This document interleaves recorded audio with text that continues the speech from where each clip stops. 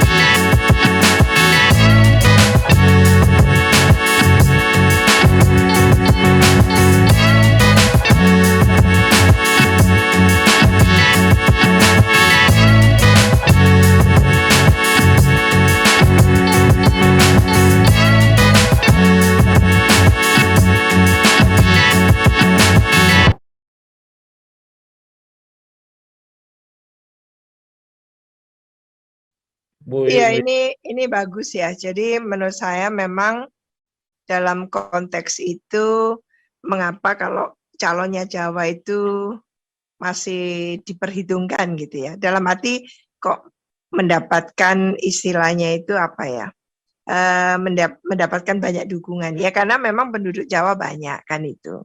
Lah, lumbung-lumbung yang ada yang bisa diharapkan itu kan dari Jawa. Lumbung Jatim, Jateng, Jabar ya khususnya itu. Itu memang betul-betul apa istilahnya itu lumbung suara. Nah, kalau menang di 3 itu kan sudah diputus apa seolah-olah disimpulkan selama ini ya dia akan memenangkan pertarungan kompetisi ini kan gitu. Sementara mungkin suara-suara yang ada di Sumatera, Kalimantan, Sulawesi gitu ya dan seterusnya itu lebih ke menyempurnakan kemenangan kan itu.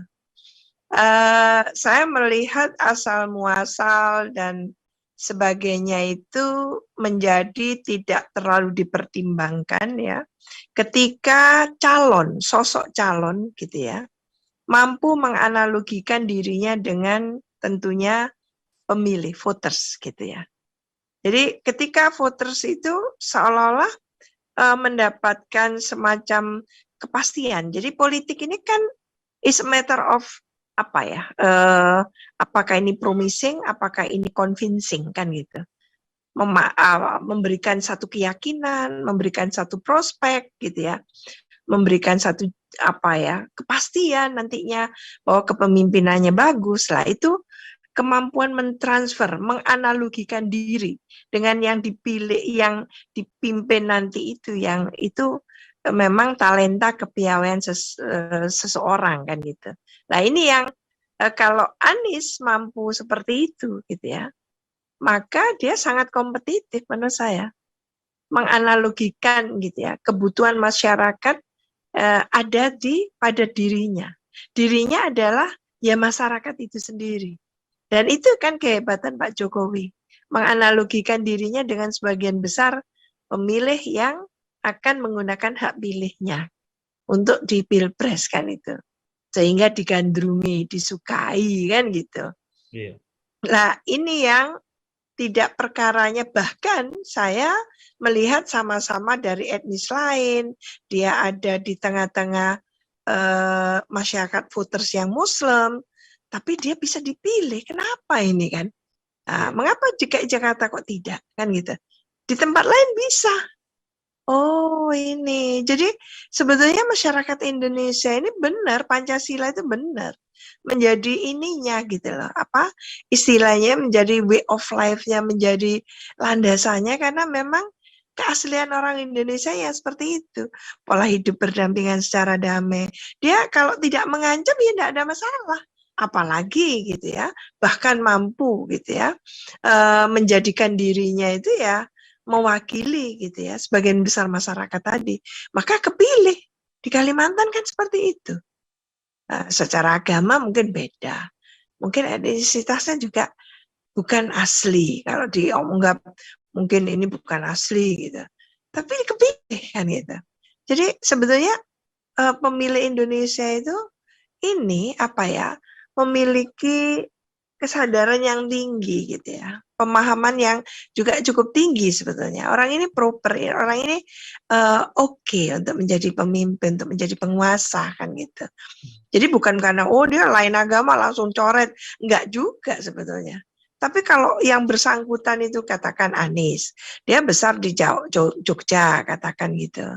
Lah maka dia kesantenannya, gayanya, inggih-inggihnya itu kayak orang Jogja. Saya nggak bisa terlalu bosok kayak dia kan gitu. Saya orang Jawa Timur, itu satu contoh gitu ya. Dia bisa menganalogikan dirinya itu ya karena memang kecil besar di situ gitu. Jadi seolah-olah kayak orang Jawa gitu. Nah ini yang menurut saya akan menjadi modalitas yang bersangkutan gitu. Tinggal seberapa beda sih kalau topiknya ini Ganjar dan Anies ya mau enggak mau kita bahas itu gitu kan. Lah ini tinggal satunya Grapyak, satunya itu Sumeleh gitu ya, sangat ramah tamah gitu, humoris gitu. Ya satunya agak serius dikit, meskipun senyum, kayak sukanya Anies kan senyum gitu, tapi tidak Grapyak banget gitu kayak Mas Ganjar gitu. Nah itu kan nggak bisa dibikin-bikin juga kan gitu.